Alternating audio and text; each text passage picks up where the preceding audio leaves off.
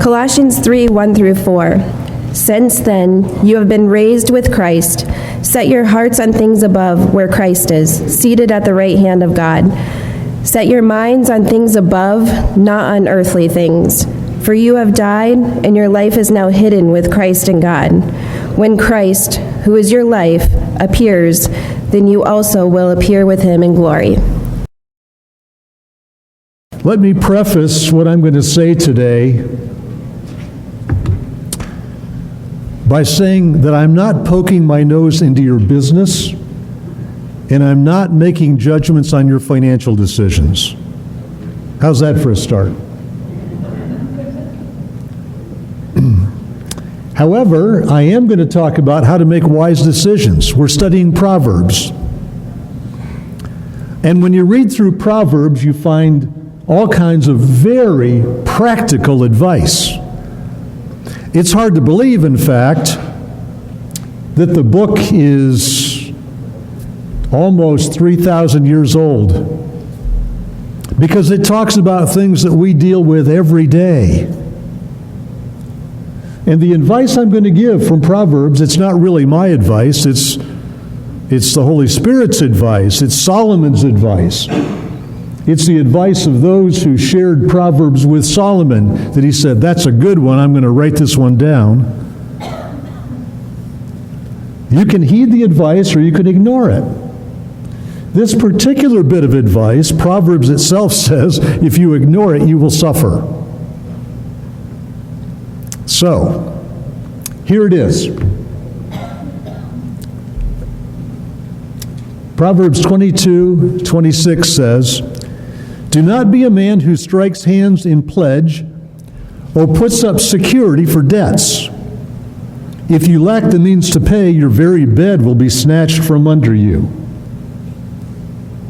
And chapter 11, verse 15, a corollary to it, he who puts up security for another, or some translations say a stranger, will surely suffer. But whoever refuses to strike hands in pledge is safe.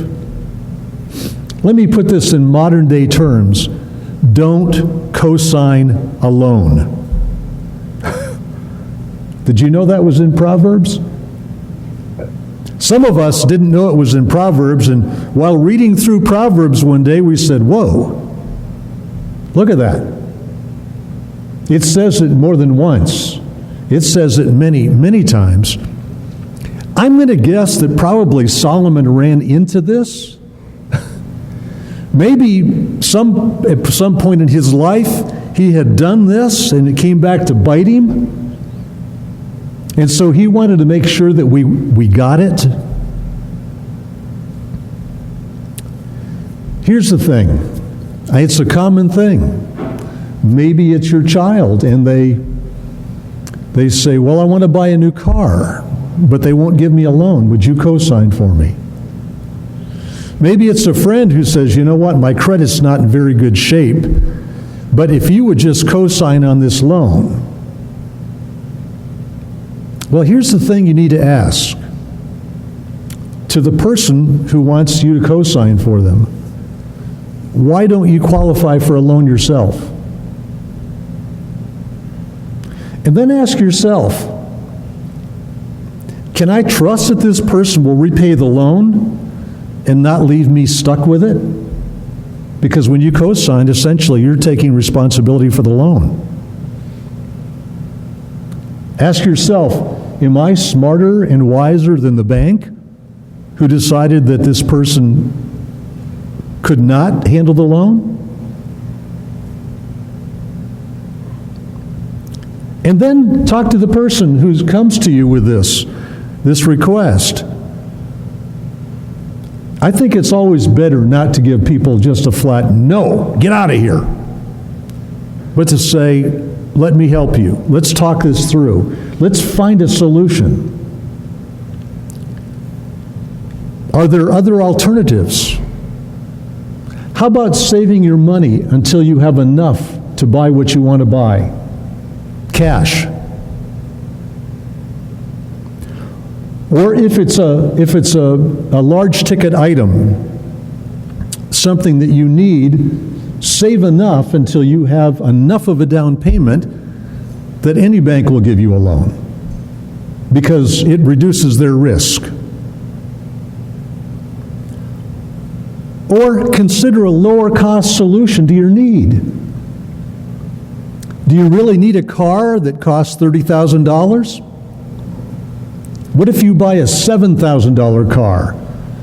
In fact, perhaps the thing to do is buy an ugly car that is rock reliable,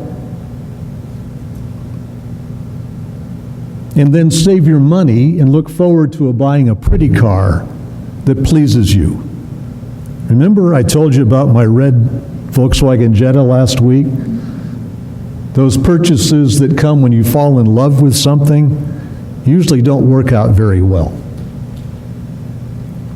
Or to the person you might say, how about if you sell something to raise money for what you want to buy? Liquidate some of your assets instead of going into debt for it. If you do decide to co-sign, realize that you will probably end up paying off the debt yourself. And that's what Solomon is warning us about. And so you have to ask the question, can I afford this debt? Am I willing to pay this debt? Am I willing to pay for example, a vehicle that I will never get to use? Because I get stuck with the payment. And maybe an even more important question, how will it affect my relationship with this person?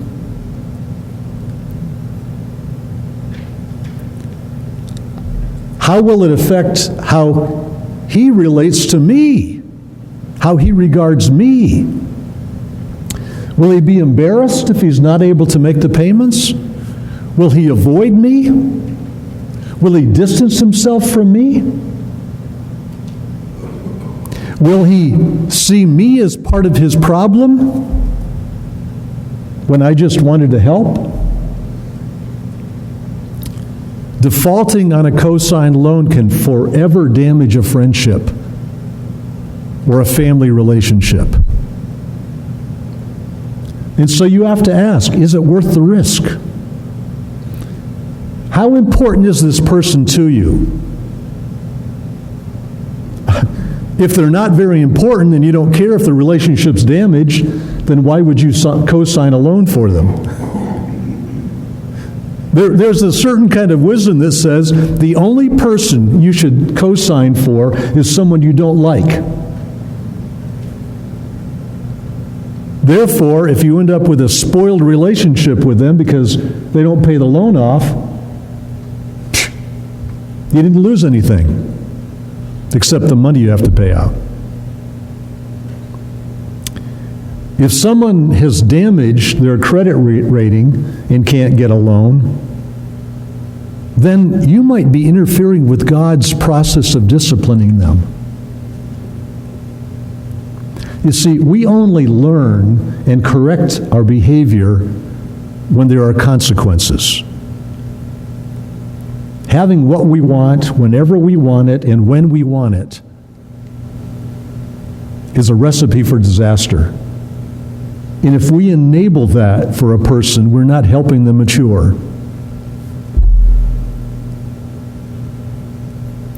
Proverbs has wisdom about debt in general. And there's a foundational principle that is stated in Proverbs 22. It says, the rich rule over the poor, and the borrower is servant or slave to the lender. Think about that. It's not sinful to borrow or to co-sign. That's not what Proverbs says. It's just something you have to take seriously and think it through. But you need to know how it works and how debt works. And all of us have used loans. I'm sure all of us have. There's no way that we had enough money to buy a house cash.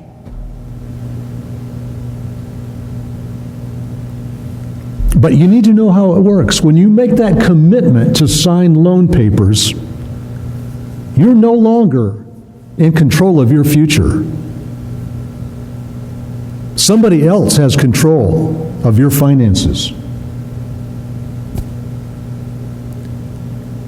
In fact, the terms of many bank loans include the provision that if the bank decides to call in the loan, they can, whether you're prepared to pay it off or not. That rarely ever happens.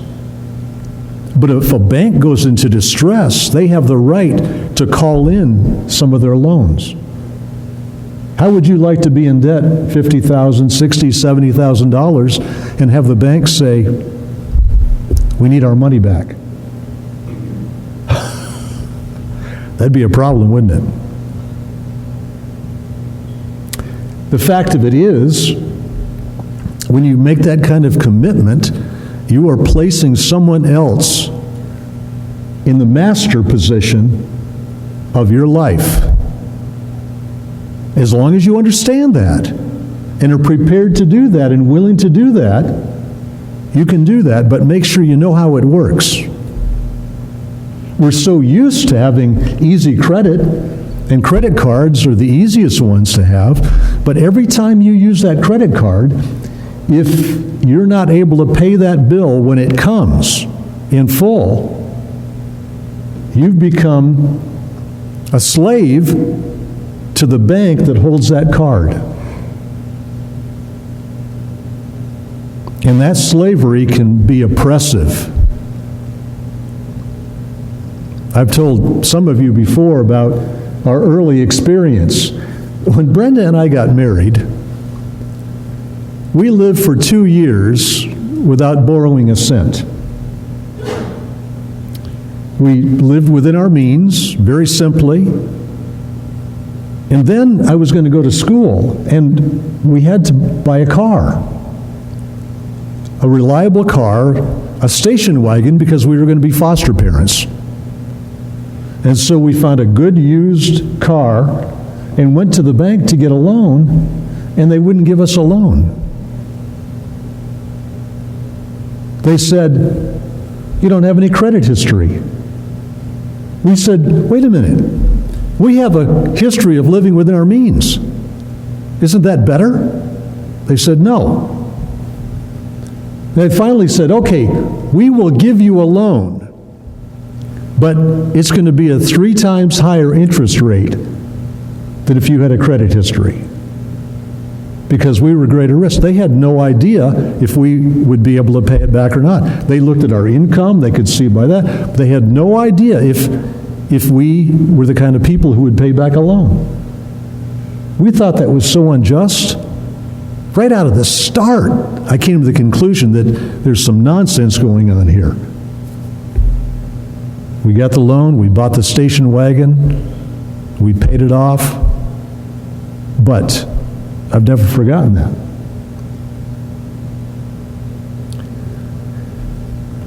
Here's the thing, in general, make sure your margin is wide.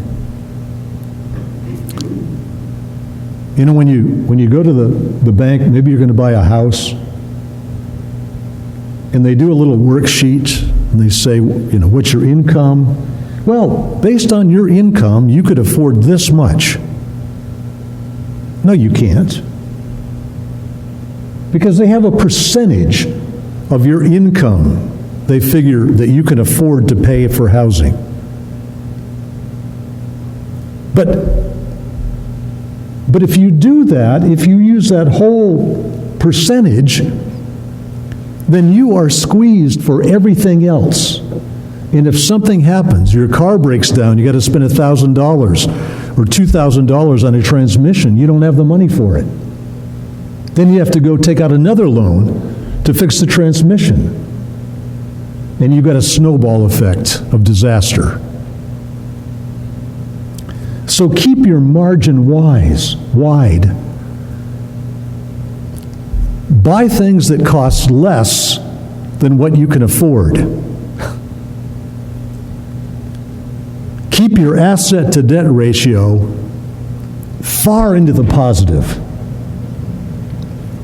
And always ask, what if I lose my job? Will I be able to pay this? Can I pay this loan if I get sick? And I'm sick for several months. Is what I'm buying worth this risk? It's best to ask those questions beforehand. Now, Solomon also deals with, what if it's too late? What if you say, man, I wish I'd read that before I made this commitment? Here's what Solomon says. Proverbs 17:18, a man lacking in judgment strikes hands in pledge and puts up security for his neighbor. For some of us, that train has already left the station. And so he says, my son, if you have put up security for your neighbor, if you have struck hands in pledge for another, if you have been trapped by what you said and snared by the words of your mouth, then do this, my son, to free yourself, since you have fallen into your neighbor's hands. He says, go and humble yourself. Press your plea with your neighbor. Allow no sleep to your eyes, no slumber to your eyelids. Free yourself like a gazelle from the hand of the hunter, like a bird from the snare of the fowler. What's he saying? Go and talk to the person and say, okay, here's the situation. I am in debt as well as you are in debt. We have something in common. We're partners in this. Let's talk about it. Let's communicate. You let me know how things are going. Don't just ignore it. Don't just stick your head in the sand and hope things come out all right. Communicate. Humble yourself. Go talk to your neighbor that you've signed for. The part where it says, allow no sleep in your eyes, no slumber to your eyelids, that's the kind of terminology that he uses in other places when he talks about being diligent and working hard. And so it seems to me maybe what he's saying is, work overtime, get an extra job, bank some money to prepare for the eventuality that this person doesn't pay the loan off.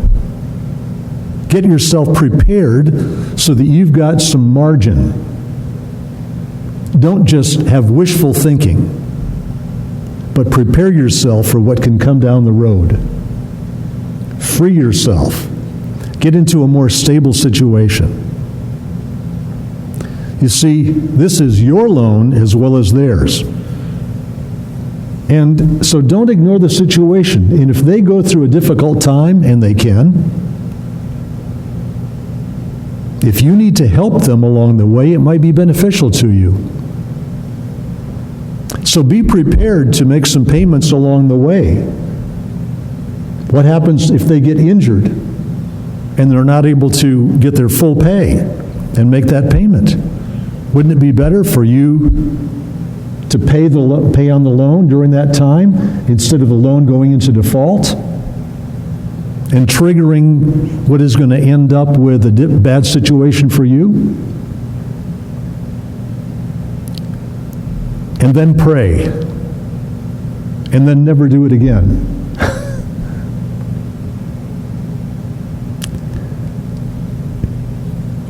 You know what? When I think about who Solomon was, his situation in life, it seems like, well, my goodness, Solomon had unlimited wealth. I mean, he didn't have to worry about these things. Obviously, he did. And he starts out the book of Proverbs by laying out the value of wisdom. And at times, Proverbs sounds like a personal letter to his son, giving him life advice. My guess is that Solomon had faced these situations, these broken relationships, from getting into a difficult situation. And so he wanted to pass this wisdom on. So many of us have said, learn from my mistakes. There's some things I've learned in life that I don't want to repeat, and I urge you not to repeat them. We can be a good example for people. We can also be humble and say, look, here's some places I made mistakes. Just let me lay them out so you know not to fall into those traps as well. I believe that God wants us to be able to live with peace of mind, to be generous and helpful to people, but not to be deluded in thinking that a quick solution is the best solution to help.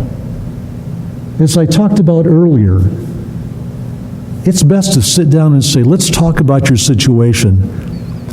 Let's talk about other solutions to this.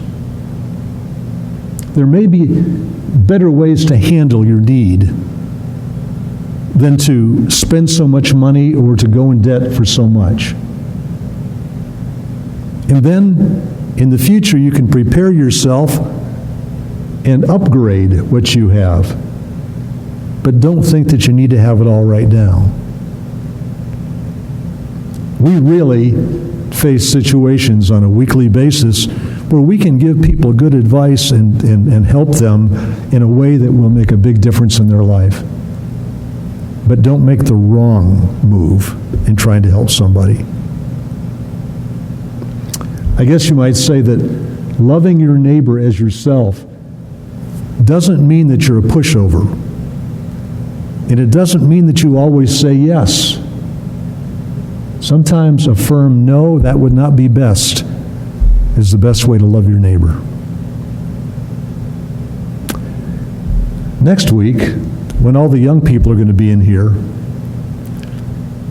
we're going to talk about the power of what we say and how it can be misused